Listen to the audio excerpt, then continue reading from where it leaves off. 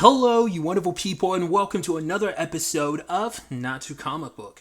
This week's show, we're talking about TV shows that are adaptations of comic books. For today's episode, I'm going to talk about Clevatess Season 1, Episode 7. A lot of really interesting things went down in this episode, so let's break it down. So, picking up in the aftermath of last episode, I believe her name was Nye, the wizard we find out her shtick is she can move iron. And so it's really interesting how she can utilize it to the point she could take an axe and basically use that to fly. It's not the same, but obviously gives a little Mjolnir, Thor vibes to some extent. Obviously a little, when you go X-Men, you could be like a little Magneto, obviously iron instead of metal, but still. And they're planning on using this medicine that once Luna eats it, it'll reveal like whether or not there's any potential magic. But if there isn't, it'll just kill Luna, and they're willing to take that shot because they don't care. It's like the whole purpose is just to say like, oh, whether or not there's validity to this being a kid, they don't care who they have to sacrifice in the process. At the same time, Maynard is keeping Alicia busy. I don't know if we clarified whether or not she was already really strong because she's already a gifted warrior, even beyond. But like, we know at least in Nellaru's case, her superhuman strength comes from like Clint rebuilding her body with different body pieces, so that gives her like crazy strength. It isn't just like her being resurrected necessarily. I can't remember if we really clarified whether Alicia's like that. I think maybe there is some element to it. Maybe it has, and I'm just slipping my mind. But obviously she, but I think there must be some level of superhuman strength for her to like deal with that giant like centipede type of creature. And it turns out Maynard recognizes her. I was like, why would you?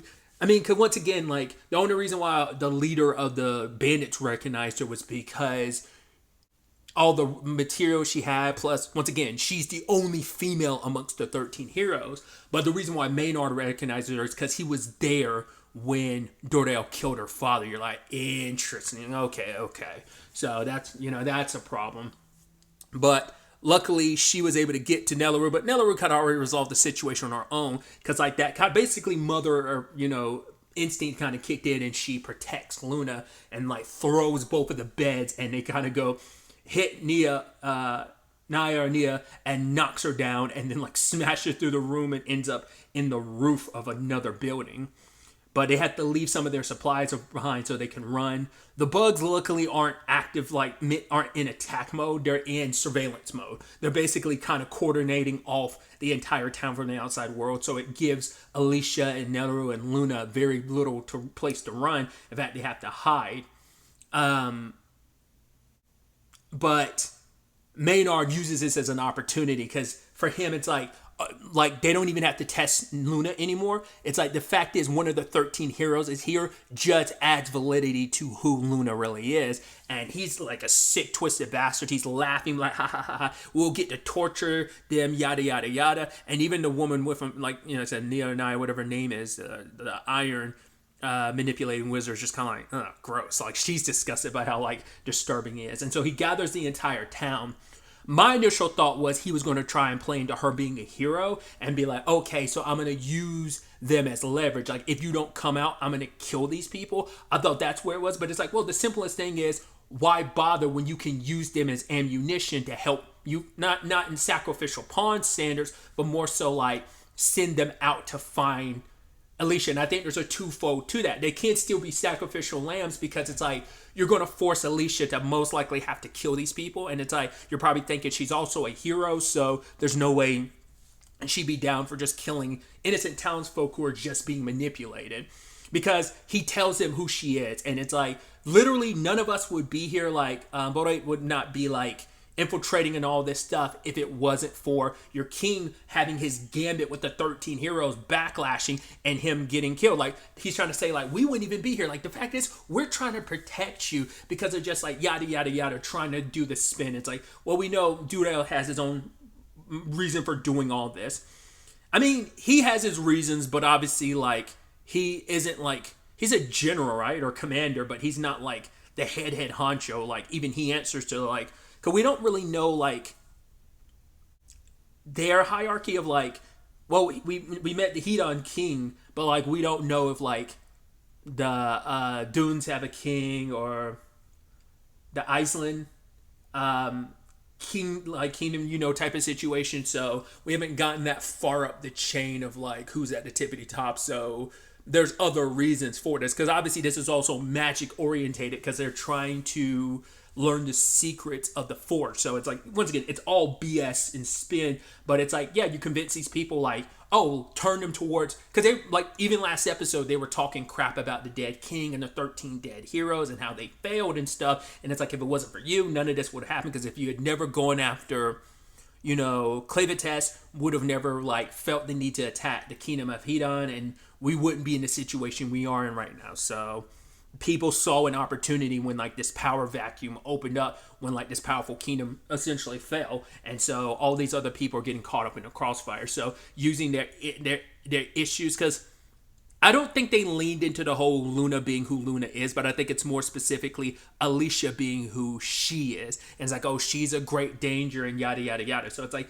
you make it easier on yourself because you have more people out there looking, and you kind of force Alicia's hands. Like, do you kill innocent people? Are you willing to turn your blade against him? But also he's a sick, twisted bastard that leans into it. So we'll see how that all shapes up, because the episode ends with the townsfolk marching, so they've taken him up on his offer. The mother who runs the inn/tavern, she seemed a little conflicted about it, because like, I think it's the element of, you are my customer, and she's the one that was kind of like, well, she was almost like, whatever, I'll let whatever slide as long as kind of there's no trouble. Kind of there's trouble, but it's like, her sons are out there on the forefront leading the march, and I think she's staying behind, but I think she doesn't fully co-sign this, and it's like, and if Alicia's hand is forced, because she's still, the whole conversation she had with Clint last episode about like, you are still a hero, I never like told you to stop being one, so as long as it doesn't get in the way of what I'm doing, you could still be a hero as long as you follow my orders when I tell you to. Well, you have no choice but to follow my orders when I tell you to do something, but outside of that, no one told you to stop being a hero. So because she didn't have to be one towards the bandits, but like, these are once again innocent town people who are just being manipulated by Maynard. So we'll see how that shapes up and plays out.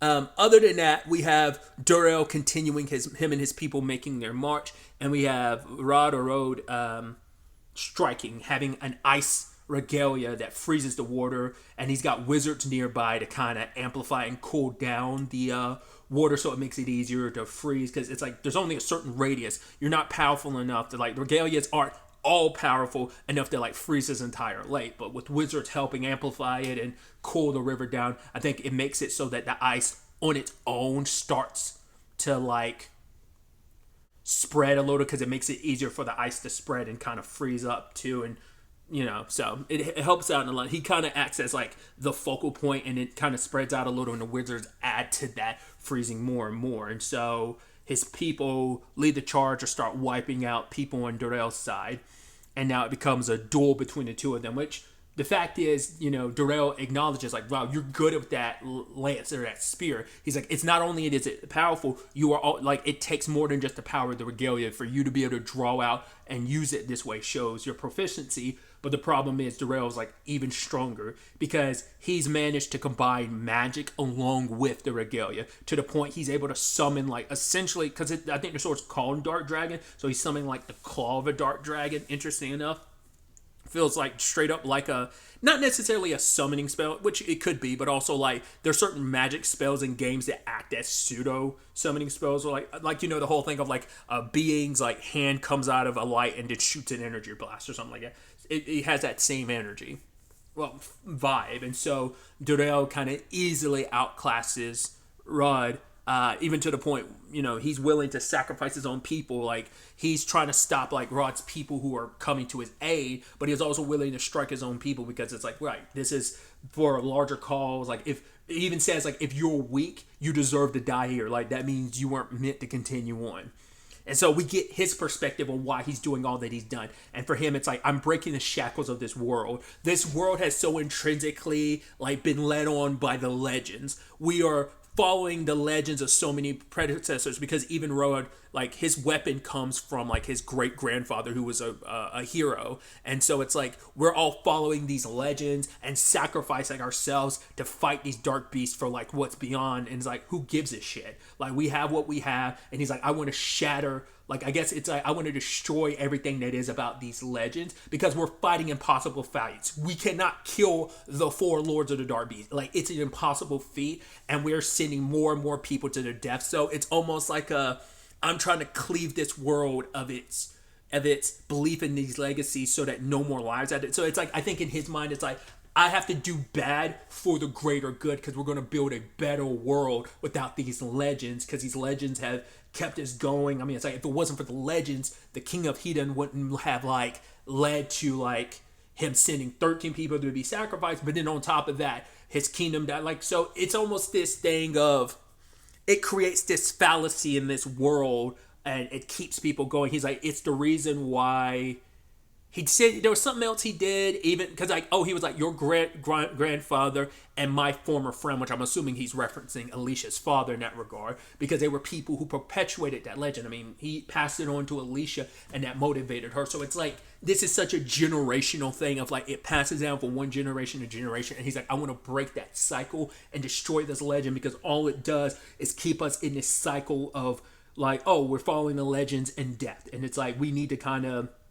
It's almost like, and I think that's where Maynard is kind of coming from as well, where I think it's the thing of, if we can kill this hero who's one of the last survivors, because her being around as well as Luna is going to perpetuate that legend, because it's like, we need to remove everything from a bygone era who holds so tightly to this legend so that we can kind of revolutionize the world. And by burying this legend, we're able to kind of keep humanity coming together rather than being divided and wanting to worry about what's beyond. What's beyond that isn't ours, but this is ours. Let's focus on that. So I'm sure from their perspective, and once again, maybe this isn't just a perspective Durrell has. Whoever their king or whatever might have that perspective as well. So it's meant to be like this, like I said, altruistic thing of road to hell is paved with good intentions type of thing of like, we'll do some bad because it's for the greater.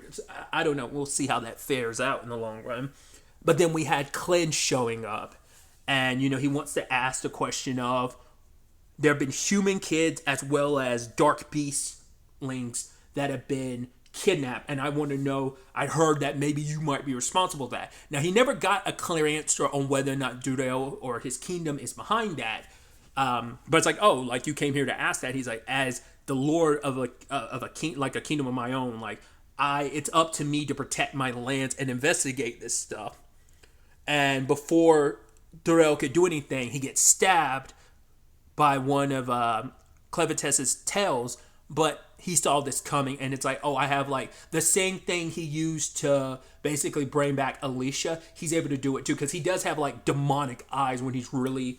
I think it's almost like using magic. He was able to sacrifice some of his humanity to become essentially, or maybe we're taking some of the, like I said, in this world, it feels like magic correlates a little alchemy-esque elements too.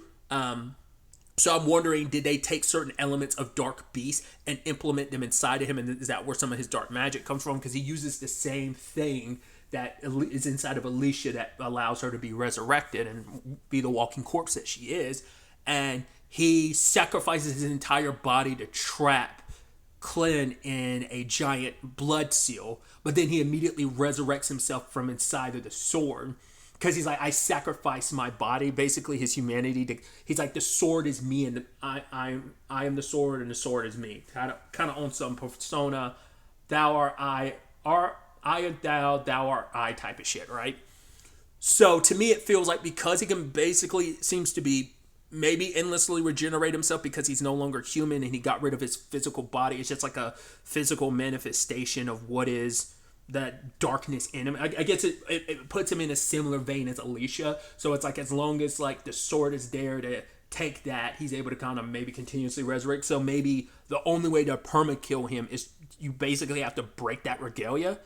I would assume that's how that works. Not unless it's a thing of, no, if you kill him in the form he's been resurrected now, that's a permadeath.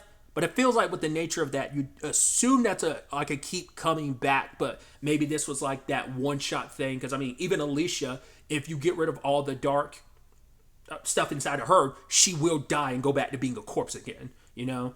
But also, like, I don't know if they, yeah, I was about to say they have covered, I was about to say, like, if she loses, can she still be resurrected even if she dies again? I was like, well, she can. As long as the blood goes back into her eventually, because that was the whole point of, like, resurrecting and piecing Neluru back together and stuff. So, yeah. I do get the feeling like he'll probably come back over and over again until the regalia is destroyed. So, we'll see how this all fares out, because now, you know, he's like, oh, I've trapped a Lord of a Dark Beast, and you're just going to slowly die in there. It's probably going to take Clint a while to get out. But you have that happening, and he's continuing his march. He's leaving Rod alive because he's like, oh, you impressed me so much because of your skills, but sit back and watch as we advance. I've also done this, which is going to add to his legend that basically he did what so many others couldn't do. I mean, granted, he probably thinks, like, that was probably like a one-shot thing of he can never do it again because it involved sacrificing his body. So it's like, hey, I took out one beast. That doesn't mean jack shit because, like, well, he even says, like, it would take a lot for Clint to get out, but I think he said, like, you'll slowly stay in there and die. So it does seem like it would kill him over time. But there's still 3 other Lords of the Dark Beast out there. So we'll see where all of this ends up taking us going forward into the next episode.